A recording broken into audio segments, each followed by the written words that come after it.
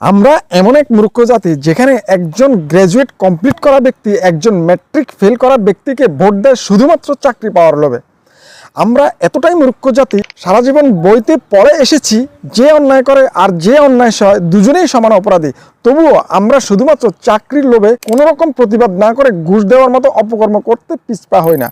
আমরা এতটাই মূর্খ জাতি, আমাদের চোখের সামনে একজন নেতা মন্ত্রী শুধুমাত্র ভোট পাওয়ার লোভে মানবতাকে বিচ্ছেদ করে ধর্মের মধ্যে গণ্ডগোল লাগিয়ে দেয়, তাকেই আমরা মহানায়কের সিংহাসনে বসাই। আমরা এতটাই মূর্খ জাতি, বইতে সারা জীবন পড়ে এসেছি যেখানে অন্যায় দেখবে সেখানে প্রতিবাদ করো, অথচ কোনো একটা মেয়ে অন্যায়ভাবে রেপ হলে তার প্রতিবাদ আমরা না করে বরং আমরা উল্টো বলি এই মেয়ে তো রেপ হয়নি। আমরা এতটাই মূর্খ জাতি, একজন অশিক্ষিত রিক্সা চালক বলেন স্যার কোথায় যাবেন, আর আমরা শিক্ষিত হয়ে বলি এই রিক্সা যাবি। আমরা এতটাই মূর্খ জাতি, বাবা মাকে ভাত না দিয়ে বৃদ্ধাশ্রমে রেখে আসি আর নিজের শ্বশুর শাশুড়িকে নিজের ঘরে রাখি।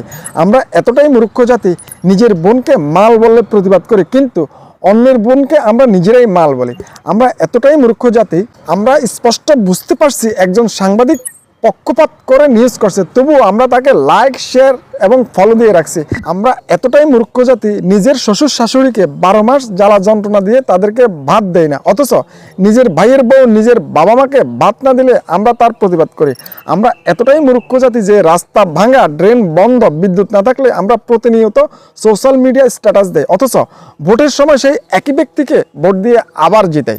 আমরা এমন এক মূর্খ জাতি, দেশের জন্য মরার কথা বলি, অথচ বাসে দাঁড়িয়ে থাকা একজন বৃদ্ধকে সিট ছেড়ে দিতে গায়ে লাগে আমাদের। আমরা এতটাই মূর্খ জাতি, সব মেয়েদের সম্মান নিয়ে বড় বড় ভাষণ মারি, অথচ মেয়েদের পোশাক দেখে তার চরিত্র বিচার করি। আমরা এতটাই মূর্খ জাতি, শিক্ষাকে সম্মান করি তার সার্টিফিকেট দেখে, তার নৈতিকতা বা ব্যবহার দেখে নয়। সব কিছুর পরিপ্রেক্ষিতে একটা কথাই বলতে চাই, আর যদি আমরা নিজেদের ভুলগুলো স্বীকার না করি তাহলে আগামী প্রজন্ম আমাদের কখনোই ক্ষমা করবে না। পরিবর্তন শুরু হোক নিজের মধ্যে দিয়ে, ভোট দেওয়া, প্রতিবাদ করা, ন্যায়ের পাশে দাঁড়ানো, ঘুষ না দেওয়া, মানবতাকে ধর্মের ঊর্ধ্বে রাখা, এগুলোই সত্যিকারের দেশপ্রেম। বইয়ে পড়ার নীতির আসল প্রয়োগকেই আসল সভ্যতা বলে। আজ যদি আমরা চুপ থাকি, কাল অন্যায় আমার দরজায় কড়া নাড়বে। তাই আসুন সুবিধার লোভে নয়, বিবেকের ডাকে সিদ্ধান্ত নিই, কারণ দেশ বদলায় কোনো নেতা মন্ত্রী দিয়ে নয়, বদলায় সচেতন নাগরিক দিয়ে। এমন আরও ইন্টারেস্টিং ভিডিও পেতে আমাকে ফলো দিন, আমার চ্যানেলটি সাবস্ক্রাইব করুন, লাইক, কমেন্টস এবং শেয়ার দিয়ে আমাদের উৎসাহিত করুন। ধন্যবাদ।